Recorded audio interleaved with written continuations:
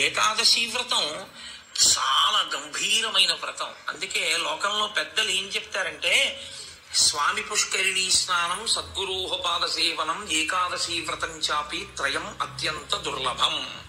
ఈ మూడు చెయ్యలేరు అని చెప్తారు. ఎందుకు చెయ్యలేరు? స్వామి పుష్కరిణీ స్నానం అక్కడికి వెడతాడు, ఆనంద నిలయం చుట్టూ 100 మార్లు తిరుగుతాడు, కానీ పుష్కరిణిలో స్నానం చేద్దామన్న ఊహ వాడికి రానేరాదు. సద్గురోహ పాద సేవనం, సద్గురువు పాదములు పట్టుకునే అవకాశం ఇవ్వడు. ఎందుకు ఇవ్వడు? ఒక్కటే కారణం, నాకు అసలు కాళ్ళ నొప్పులే ఉండవంటాడు. ఆయన అసలు కాళ్ళు పెట్టించుకోవడం ఆయన జన్మాంతరంలో ఆయన చేయడు. కాబట్టి అసలు గురువు గారి కాళ్ళు బట్టి అదృష్టం నీకు ఎప్పుడు వస్తుంది? నువ్వు ఆయన కాళ్ళు నిప్పిడితే కదా నువ్వు వెళ్ళి పట్టుకోవడానికి. కాబట్టి ఆయన కాళ్ళు పట్టుకునే అదృష్టం ఉండదు. సద్గురోహ పాద సేవనం.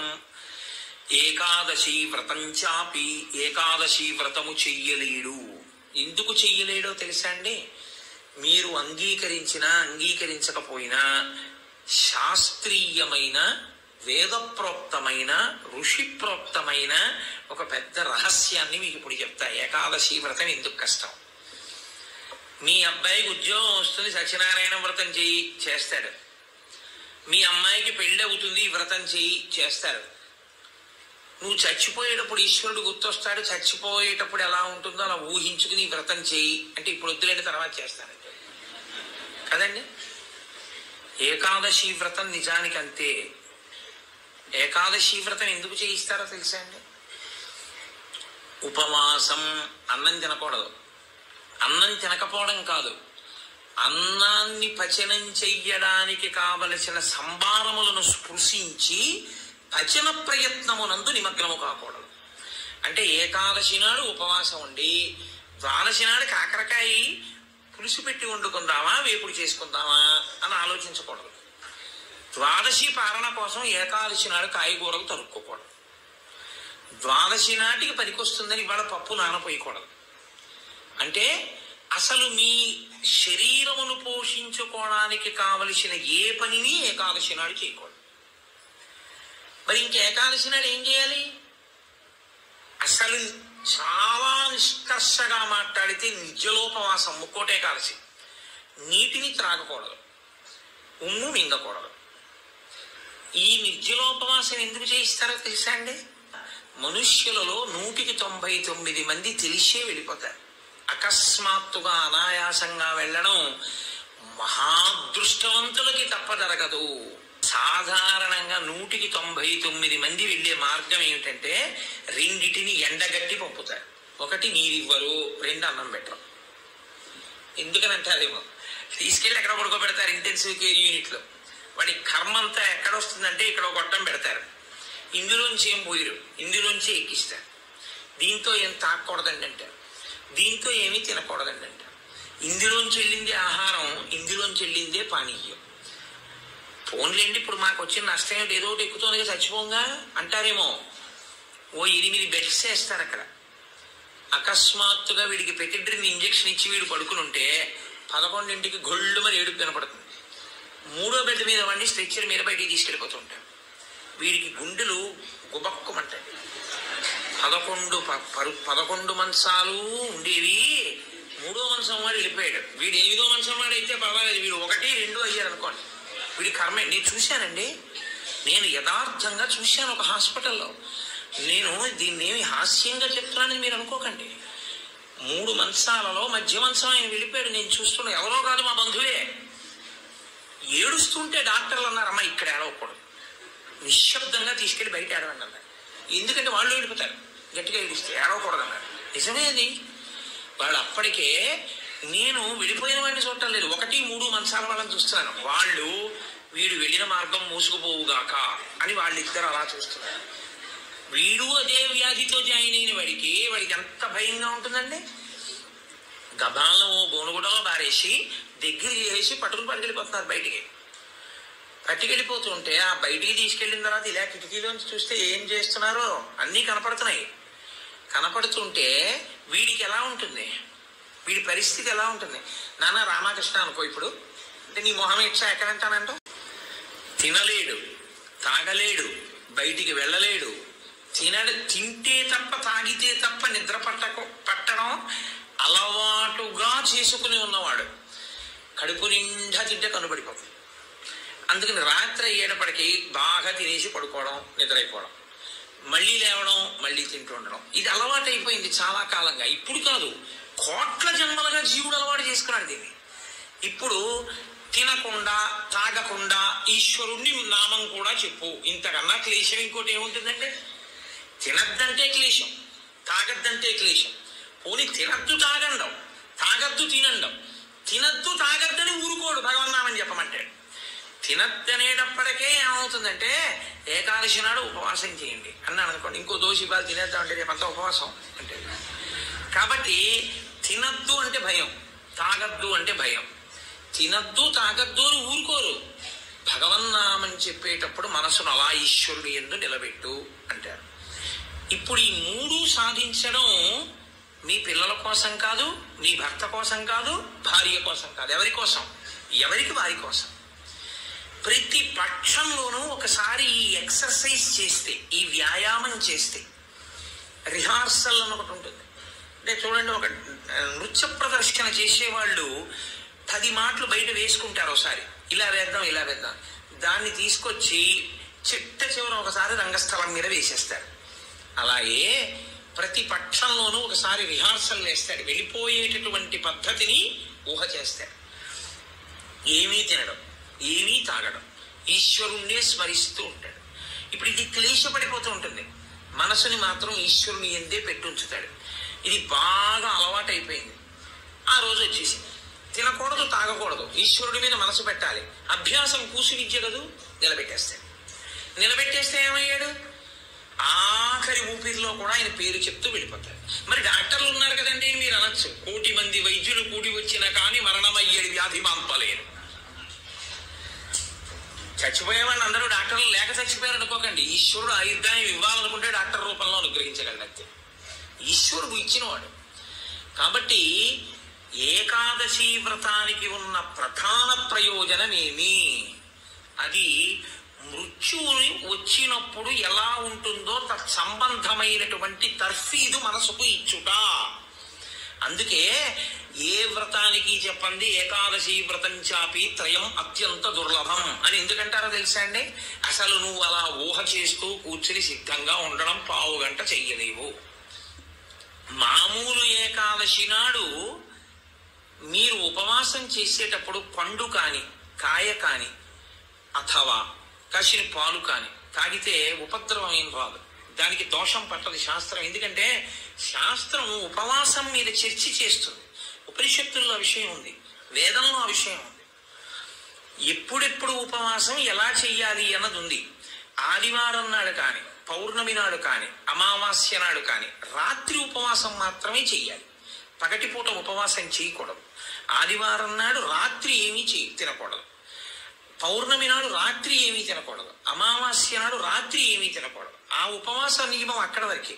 పగటిపూట మీరు భోజనం చేసినా పలహారం చేసినా శాస్త్రం అడ్డురాదు. సాధారణంగా శాస్త్రం ఏం చెప్తుందంటే 2 పర్యాయములు తీసుకోమని చెప్తుంది. 2 పర్యాయములు తీసుకోవచ్చు, కానీ ఇక రాత్రి వేళ తినకూడదు. అష్టమి తిథి, చతుర్దశి తిథి, ఈ 2 తిథుల్లో పగటి వేళ తినకూడదు, రాత్రి వేళ తినాలి. పగటి వేళ ఏమీ తినకుండా ఊరుకుని నక్షత్ర దర్శనం అయిన తర్వాత మాత్రం భోజనం చేయొచ్చు.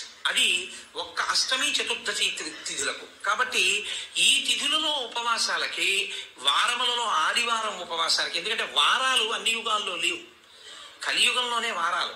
మీరు రామాయణాన్ని చూస్తే రామాయణంలో వారాలు ఉండవు. కాబట్టి వార నియమం ఎవరికి వచ్చిందంటే ఒక్క కలియుగంలోనే వచ్చింది. కలియుగంలో ఆదివారమే ఉపవాసం ఎందుకు పెట్టారో తెలుసా అండి? ఆరోగ్యం భాస్కరాది చేత్. ఆరోగ్యము సూర్య భగవానుడి యొక్క అనుగ్రహంతో నిలబడుతుంది. సూర్య భగవానుడు అధిదేవతగా కలిగినటువంటి రోజు, ఆయన యొక్క తేజస్సు ఎక్కువగా పరిపుష్టమయ్యే రోజు భానువారము, ఆదివారం. అటువంటి సూర్య భగవానుడి యొక్క అనుగ్రహం కలగాలి అంటే ఆదివారం నాడు ఉపవసించాలి.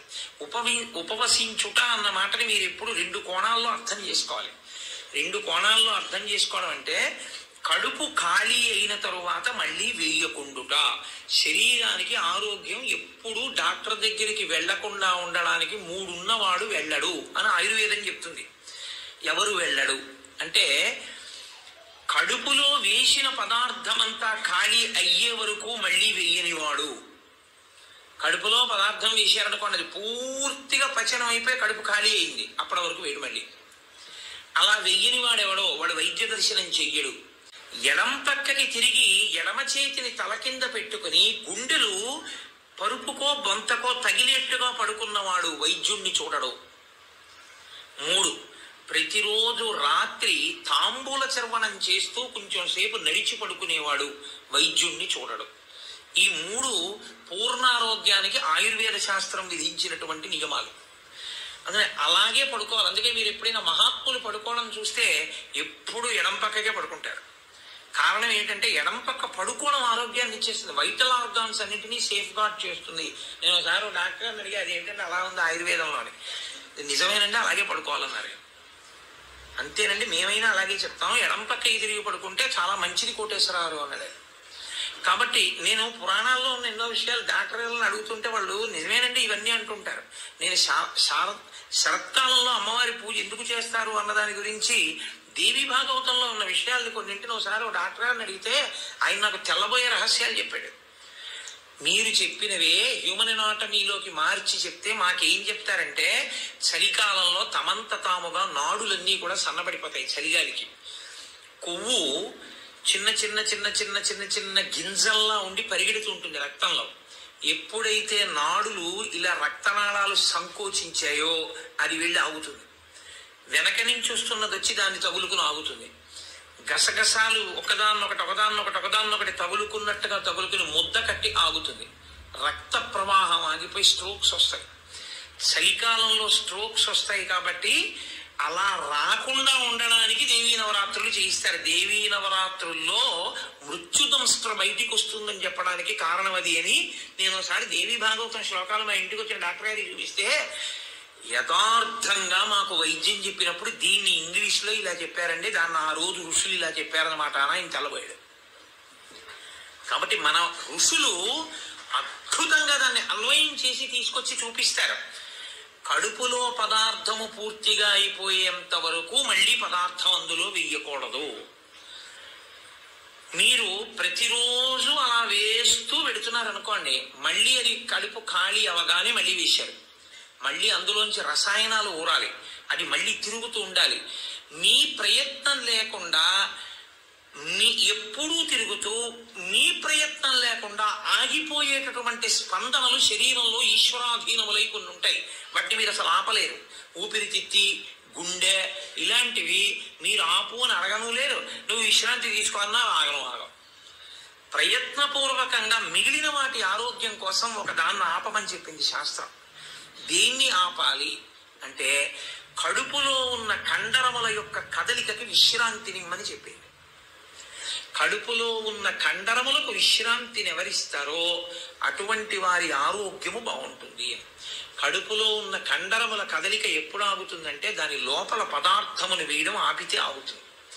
అందుకని ఏం చేస్తారంటే ఉపవాసము అన్న పేరుతో లోపల పదార్థం వెయ్యరు. వేయకపోతే ఏమవుతుందంటే కండరములు కదలవు. కండరములు కదలకపోతే కంటికి కడుపుకి దగ్గర సంబంధం. కడుపు నిండకపోతే, కడుపు ఖాళీగా ఉంటే కనురెప్ప పడదు. కనురెప్ప పడకపోతే మీరు ఈశ్వరుడి యందు దృష్టి నిలబెట్టి ఈశ్వరుడి యొక్క ఆరాధన చెయ్యగలరు. కాబట్టి ఉపవాసం అన్న దాంట్లో అన్నం తినకుండా ఉండడం అనేటటువంటిది ప్రధానమైన నియమము. దీనికి మినహాయింపిచ్చి ఎట్టి పరిస్థితుల్లో చెయ్యకూడని వాళ్ళని ఇద్దరిని చెప్పింది శాస్త్రం. 8 ఏళ్లకు ముందున్నవాడు 80 ఏళ్లు దాటినవాడు ఉపవాసం చేయరాదు జీవితంలో. ఈ ఇద్దరికి నిషేధం. 8 ఏళ్లు కింద ఉన్న వయస్సు, 80 ఏళ్లు పూర్తయిన వాళ్ళు ఉపవాసం చేస్తే పాపం, వాళ్ళు చేయకూడదు. ఎందుకని అంటే వాళ్ళ శరీరం అంగీకరించింది, అందులోకి పదార్థాన్ని వేయకపోతే ఒప్పుకోదు. 3వ మినహాయింపు ఒకరికి ఇచ్చింది.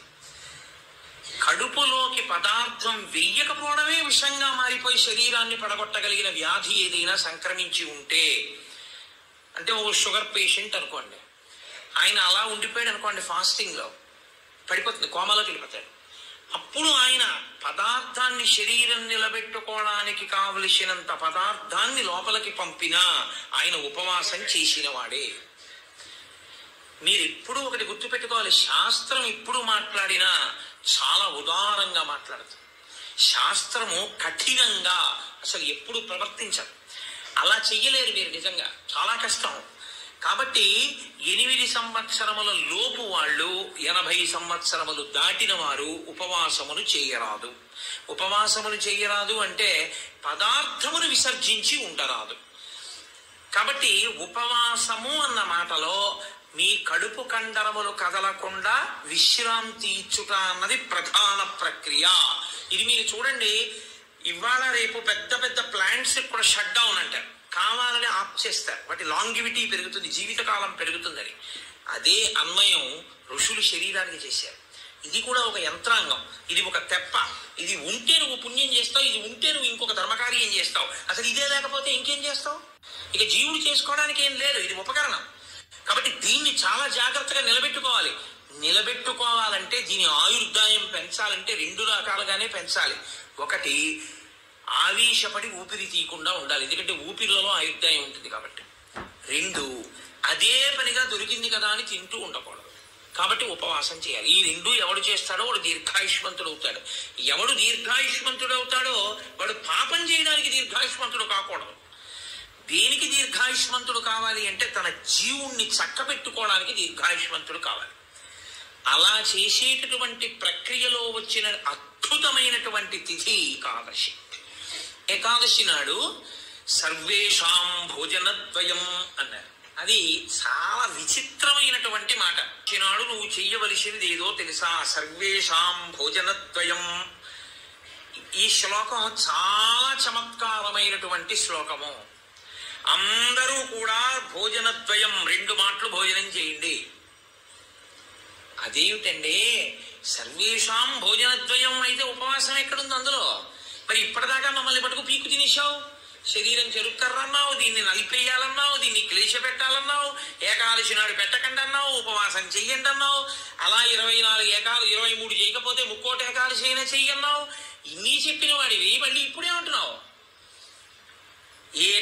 ఏకాదశ్యాంతు కర్తవ్యం సర్వేషాం భోజనద్వయం. కర్తవ్యం, తప్పకుండా చెయ్యవలసిన పని. ఏకాదశ్యాంతు, ఏకాదశి నాడు ఏమి? సర్వేషాం, అందరికీ. భోజనద్వయం, 2 మాటలు భోజనం చేయండి. మరి అదేమిటి ఇప్పటిదాకా నేను చెప్పిన ఉపన్యాసం అంతా పోలా ఈ శ్లోకంలో? అది ఎందుకు శ్లోకాన్ని అలా చేస్తారో తెలుసా అండి? పెద్దలు, ఋషులు, మహాత్ములు చాలా అద్భుతమైన ప్రక్రియ చూపిస్తారు. నీకు ఆ అనుమానం బాగా రావాలనే శ్లోకాల రచన చేస్తారు. అప్పుడు నువ్వు సంతోషం ఏంటంటే నీకు కష్టపడకుండా నీకు కన్సెషన్ ఇచ్చేసినట్లు కనపడితే దాన్ని కన్ఫర్మ్ చేసేసుకోవడానికి తాపత్రయపడిపోతుంది. సుఖపెట్టడానికి ఏదైనా ఛాన్స్ ఇచ్చామనుకోండి, అబ్బా ప్రతి ఏకాదశికి నేను 8 ఏళ్లలోపు 80 ఏళ్ళు పైకి ప్రతి ఏకాదశి నాడు నువ్వు షుగర్ వ్యాధిగ్రస్తుడిని అయితే ఎంత బాగుండో అనిపిస్తుంది. ఎందుకంటే ఉపవాసం అక్కర్లేదు, ఒకటి పడేయచ్చు లోపల.